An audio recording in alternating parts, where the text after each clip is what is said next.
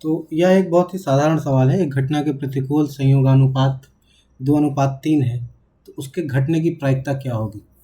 इसमें 3 ठो शब्द हैं जो थोड़ा खतरनाक लग रहा है देखने में हमको। एक शब्द है प्रतिकूल, एक शब्द है संयोगानुपात, एक है प्रायिकता।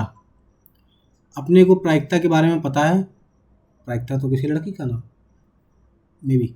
अपने को प्रायिकता के बारे में पता है, अपने को प्रतिकूल के बारे में नहीं पता है, संयोगानुपात के बारे में नहीं पता है। प्रतिकूल क्या होता है? प्रतिकूल का विलोम शब्द है अनुकूल। अनुकूल को अनुकूल मतलब फेवर,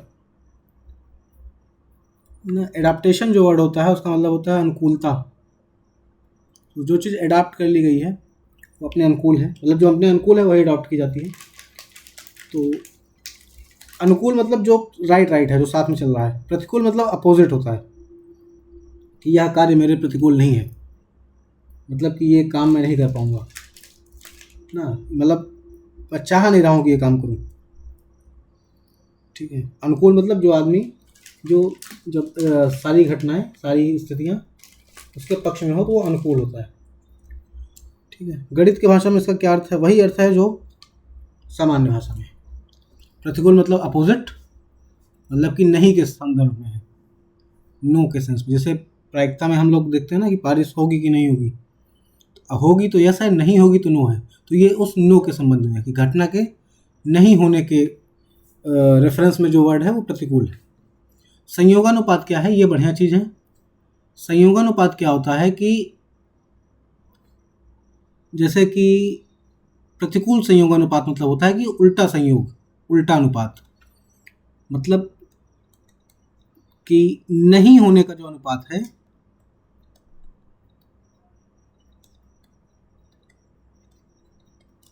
वो 2:3 है। मतलब कि 2 बार नहीं हुआ, 3 बार हुआ।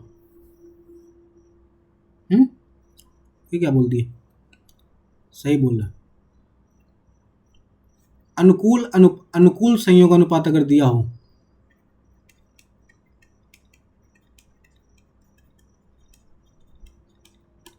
मान लो कि ये दिया है 5:4। ठीक है। इसका अर्थ है अनुकूल, जब अनुकूल संयोगानुपात है तो इसका अर्थ है कि हम इन दोनों को ऐड कर दो, 9 बार हो गया ना, 5 4 9। अनुकूल का मतलब है कि 5 बार वो चीज़ हुई है और 4 बार नहीं हुई है। 5 बार घटना हुई, 4 बार घटना नहीं हुई। ठीक है। प्रतिकूल क्या होता है?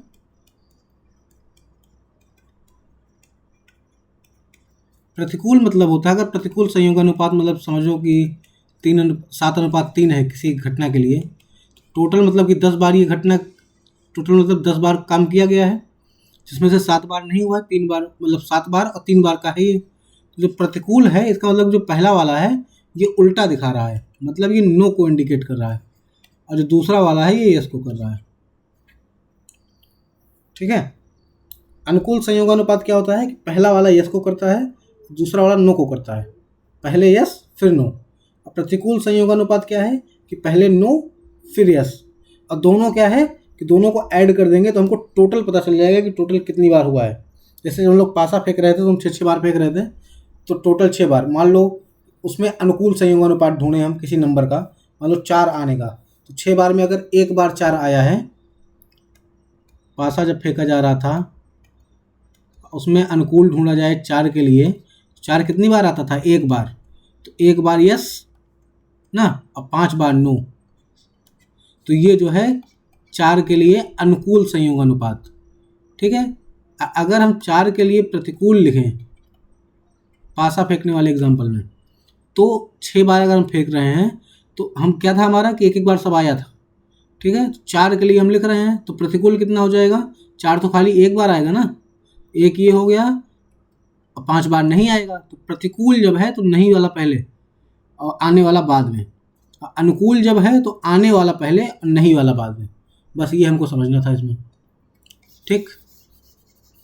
थोड़ा सा कर दिया जाए इस पेज का सफाई, फिर उसके बाद ये सवाल को एकदम बढ़िया तरीके से लिख लिया जाए। अगर हमारे पास समय है तो हम सवाल पेपर में ऐसे लिखें कि एग्जामिनर सोचे कि इसका नंबर मैं कहाँ काट लूँ। जैसे उनको मन में होता है कि यार कैसे पूरा नंबर दे दें हम, तो सवाल को ऐसा लिखो कि उसको कुछ सोचना नहीं पड़े, नंबर कहाँ काट लें। जब तक साफ कर रहा था तब तक ज्ञान भी दे दिया मैंने। ठीक है, चलो अब यहाँ लिखेंगे हम, क्या लिखेंगे?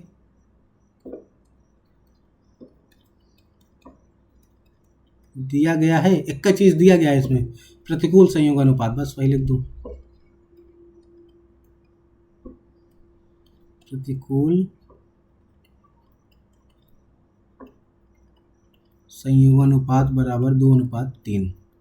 मतलब कि अनुकूल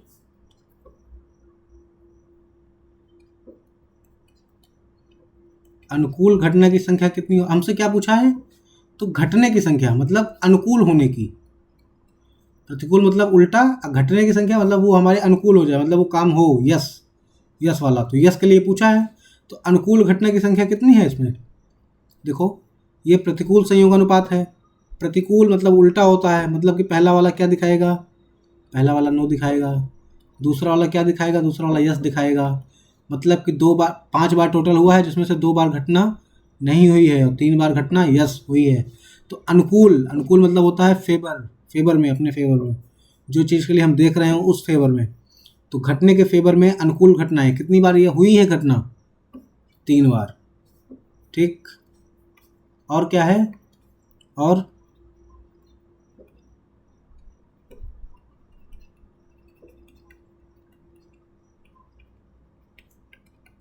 कुल घटना की संख्या बराबर 5, और वही हमारा पुराना वाला फार्मूला किस चीज़ का? प्रायिकता का।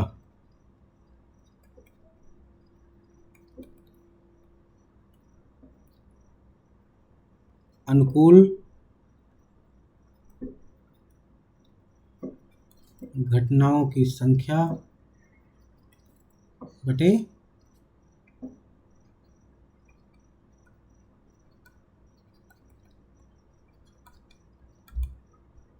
कुल घटनाओं की संख्या। अनुकूल घटना कितनी हुई है? 3। कुल घटना कितनी हुई है? 5। तो होने की प्रायिकता कितनी हो गई? 3/5। बस, तो समझ में आ गया होगा। नहीं आया होगा?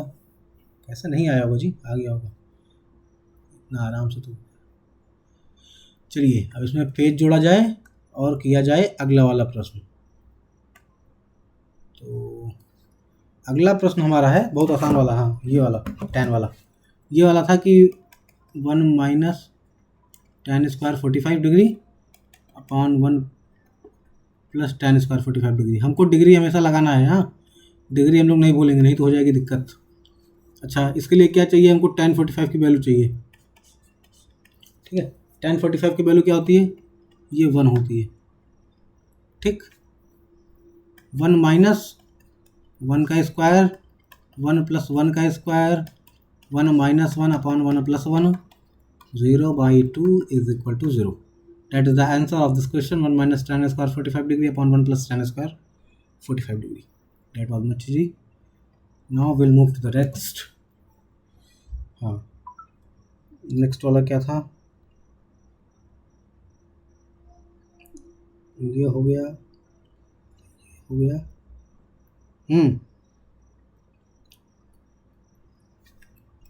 ये एक बढ़िया सवाल है कि प्रश्न लिखा जाए लाल पेन से।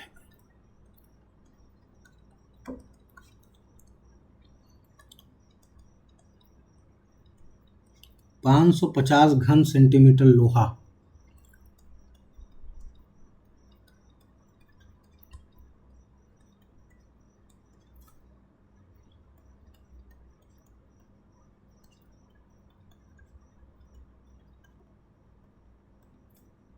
एक बेलनाकार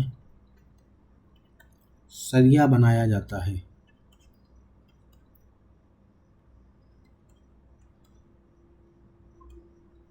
क्या कर रहे हैं? लोहा है इनके पास कुछ, कितना है? 550 घन सेंटीमीटर। उसको क्या कर रहे हैं कि उसका बेलनाकार सरिया बना रहे हैं। सरिया क्या होता है? सरिया पता ही है। बेलनाकार सरिया क्या है? जो सरिया होती है वो बेलनाकार सरिया होती है, क्योंकि वो सिलेंडर जैसी रहती है ना। थोड़ा जो ऊपर ऊपर ऊपर जो ऊबड़ खाबड़ रहता है, जीभ लड़खड़ा रहा है, ऊपर जो ऊपर ऊबड़ खाबड़ रहता है, तो वो वाला हटा दो तो एकदम पूरा बेलनाकार हो जाएगा, क्योंकि रेडियस तो सेम होगा ना। रेडियस सेम रखना है तभी बेलनाकार होगा, अलग अलग होगा तो थोड़ी होगा। जैसे जो सरिया, ये बेलनाकार सरिया है ऐसा, ये वाला नहीं ना। और जो अपने यहाँ सरिया आती है वो ऐसे होती है ना। तो ये प्रॉपर बेलनाकार सरिया नहीं है।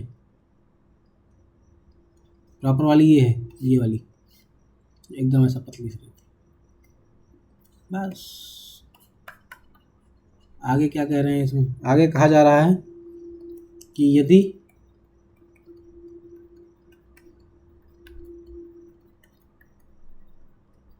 सरिया का व्यास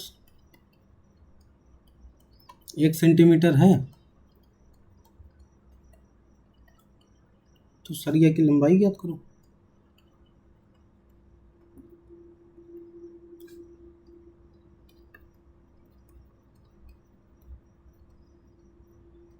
बस टक, हल। हल क्या है? हल हल हल हल नहीं, सरिया बनाना है। हाँ, तो हल ये है कि हमारे पास कुछ ऐसे लोहा पड़ा हुआ था, कुछ भी रहा होगा लोहे का। कितना था ये था 550 सेंटीमीटर क्यूब। अच्छा, एक चीज़ हम जान लें कि किसी चीज़ का जो अमाउंट होता है ना, किलो में नापा गया तो ठीक है, लीटर में नापा गया तो ठीक है। एक और क्वांटिटी होती है सेंटीमीटर क्यूब, यूनिट क्यूब। जैसे मीटर क्यूब हो सकता है, हाँ, सेंटीमीटर क्यूब हो सकता है, और क्या हो सकता है, किलोमीटर क्यूब हो सकता है, ये सब भी हो सकता है। सेंटीमीटर क्यूब का क्या मतलब है कि जैसे जो क्यूब होता है ये वाला, इसको क्यूब बोलते हैं ना, इसका वॉल्यूम क्या होता है? Length into breadth into height. तो यही चीज़ जब गुणा कर दो, मान लो कि 10 इसका लेंथ है, 5 इसका ब्रेड्थ है, 2 इसका हाइट है, तो यहाँ भी सेंटीमीटर आएगा, यहाँ भी सेंटीमीटर आएगा, यहाँ भी सेंटीमीटर आएगा। तो नंबर जब गुणा किया तो 5 दूनी 10, 10 दाम 100। जब यूनिट गुणा होगी तो सेंटीमीटर क्यूब आ जाएगा। ये जो है इसका वॉल्यूम है। वॉल्यूम मतलब क्या होता है कि कितने वॉल्यूम उसमें सामान आ सकता है ना, कितना उसमें जगह है। तो 100 सेंटीमीटर क्यूब इसमें जगह है। तो ये जो यूनिट होता है यहीं से आता है, ये सेंटीमीटर क्यूब, यहाँ से, कि ये भी सेंटीमीटर में, ये भी सेंटीमीटर में, ये भी सेंटीमीटर में, वहीं से सेंटीमीटर क्यूब आता है। हमारा काम ये जानना तो था नहीं, हमारा काम ये जानना है कि हमारे पास कुछ लोहा पड़ा हुआ है, उसका हम लोग बनाते हैं सरिया। तो पहले हम देखो दिखाते हैं कि सरिया जो बनाएंगे, देखो ऐसे होगी सरिया ना, मतलब यहाँ पे गोला सा होगा, ऐसा नहीं होगा। ये जो ये वाला पार्ट है ऐसा गोला सा होगा ना, यहाँ नीचे वाला पार्ट भी ऐसा गोला सा होगा। ये ऐसे ऐसे मिला रहेगा, यही तो है। सीधा लाइन नहीं खींच पा रहे जान लो, ये तो तिरछी हो गई। यही चीज़ है ये वाला चीज़। ये हो गया, मिट गया, समझ में तो आ ही रहा है। तो इसका जो कुछ जो नीचे गोला है, जो नीचे ऐसा गोला बना है, इसका रेडियस होगा कुछ आर, इस पूरे की कुछ हाइट होगी। सिलेंडर में हाइट होता है ना, सिलेंडर में क्या होता है, सिलेंडर का जो फार्मूला होता है उसमें क्या होता है, pi R square H 2 pi R H. तो इसमें क्या है, पाई तो पता ही है, आर और एच का गेम होता है। आर क्या होता है, इसका जो नीचे वाला गोला होता है इसका रेडियस। एच क्या होता है, इसका ये लंबाई, ऊंचाई, लंबाई कहो या ऊंचाई कहो, सेम ही बात है, ठीक है। तो इसमें क्या है कि जो ये लंबाई की बात कर रहे हैं यहाँ पे, ये वही एच है। तो हमको क्या पता करना है, हमको लंबाई पता करना है। मान लेते हैं, माना सरिया की लंबाई यस है, सरिया की लंबाई h सेंटीमीटर है, ठीक है।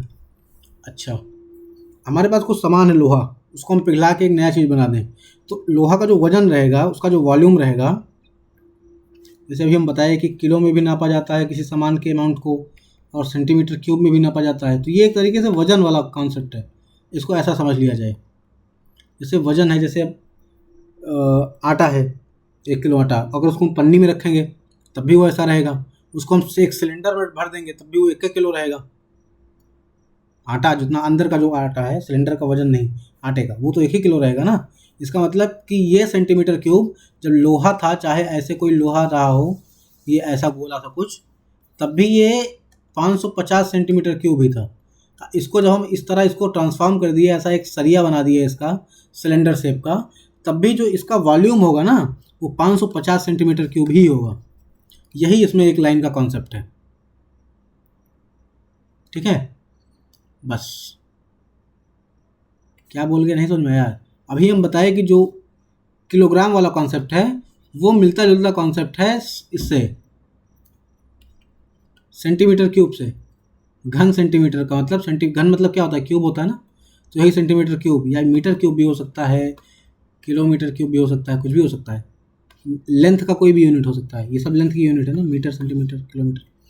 तो जैसा कॉन्सेप्ट केजी का होता है वैसा ही कॉन्सेप्ट इन सब का होता है, सीएम क्यूब ना, इन सब का।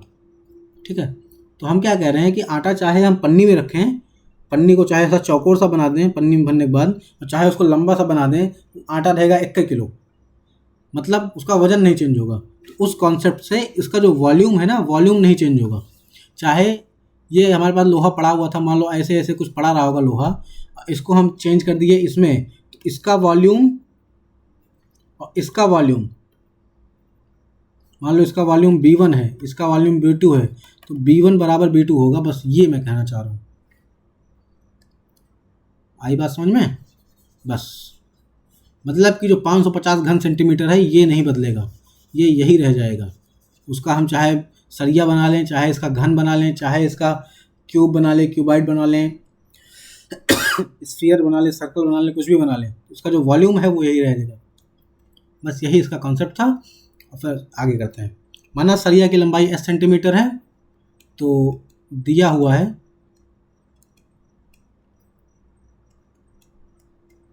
क्या दिया हुआ है, सरिया का व्यास, व्यास कितना है 1 सेंटीमीटर, अतः त्रिज्या जो हम लोग यूज करते हैं πr²h, आर क्या होता है, रेडियस होता है। हमको इसने क्या पहले दिया था, हमको व्यास दिया था, डायमीटर दिया था ना, तो हमको डायमीटर नहीं चाहिए होता, हमको त्रिज्या चाहिए होती है, तो हम त्रिज्या निकाल लेंगे 1/2 सेंटीमीटर। आई बात समझ में? आसान है जी, ऐसा यार कुछ है थोड़ी, गलत होगा तब देखा जाएगा, अभी तो सही चल रहा है। देखो अब हमको क्या पता है, हमको इसकी आर पता है, हमको एच पता है, हमने माना हुआ है। ठीक है, तो लोहा तो उतना ही था, इसका मतलब कि अब जो सिलेंडर का वॉल्यूम होगा ये इतने के बराबर होना चाहिए। अरे आटा को हम ऐसा सिलेंडर में डाल दिए तो इसके बराबर ही तो होगा उसका वॉल्यूम। बस अब यहाँ लिखते हैं वॉल्यूम को क्या कहते हैं इसमें हिंदी में, वॉल्यूम को हिंदी में क्या कहते हैं यार, ढूंढना पड़ेगा, कौन कहाँ गया वॉल्यूम।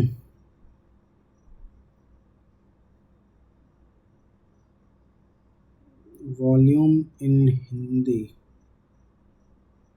आयतन, आयतन। तो अब हम लिखेंगे कि क्या है ये, सरिया का आयतन, बेलनाकार सरिया का आयतन, that will be more specific, बेलनाकार सरिया का आयतन।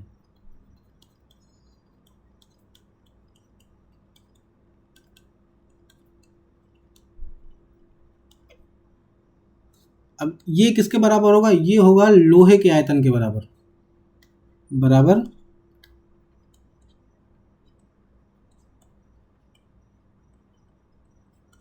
लोहे का आयतन। अच्छा, बेलनाकार सरिया का आयतन लिख देंगे हम, बेलनाकार सरिया का, बेलनाकार का आयतन क्या होता है, πr²h। लोहे का आयतन कितना था 550। ठीक है, सारी वैल्यूज यहाँ पुट कर देंगे, हमको h नहीं पता थी, r पता है, r की वैल्यू पुट करते हैं, पाई गुणे 1/2 का स्क्वायर गुणे h बराबर 550। इसको कर लेंगे सॉल्व, आ गया हमारा आंसर, पाई गुणे 1/4 गुणे h बराबर 550। अगर देखा जाए तो पाई की वैल्यू रख दी जाए 22/7, उधर रख देंगे, यहीं रख देते हैं 22/7 गुणे 1/4 गुणे h बराबर 550। अगर सब गुणा गुणा है तो नीचे वाला ऊपर भेज दिया जाता है, ऊपर वाला नीचे, 22 को 1, बस सॉल्व। ये क्या हो जाएगा, 11 बन जाए 11, ये जाएगा 50, 11 2 22, पगला 2, ये 2, तो अब क्या बनेगा 50 × 7 × 2 अपन 1 × 2, तो 7 दूनी 14, 14 पंचे 70, 700। देन नहीं अतः,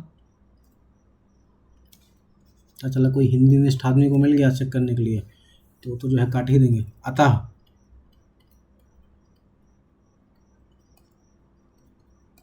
बेलनाकार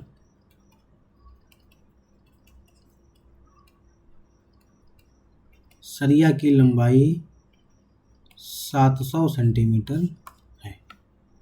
ठीक है, और सवाल है इसमें?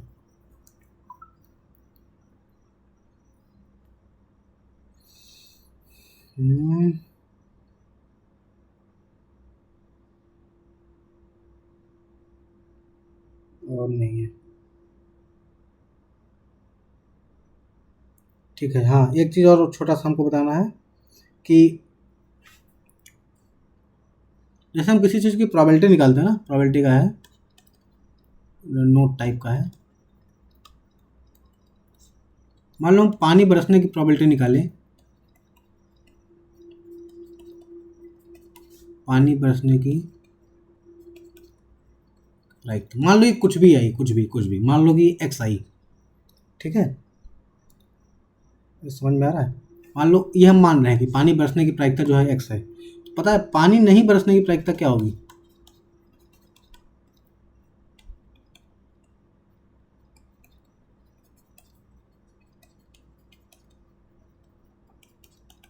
ये होगी 1 - x। ठीक है, पानी बरसने की प्रायिकता यदि x है, मतलब किसी भी घटना के होने की प्रायिकता यदि x है, कि घटना होने की प्रायिकता यदि x है,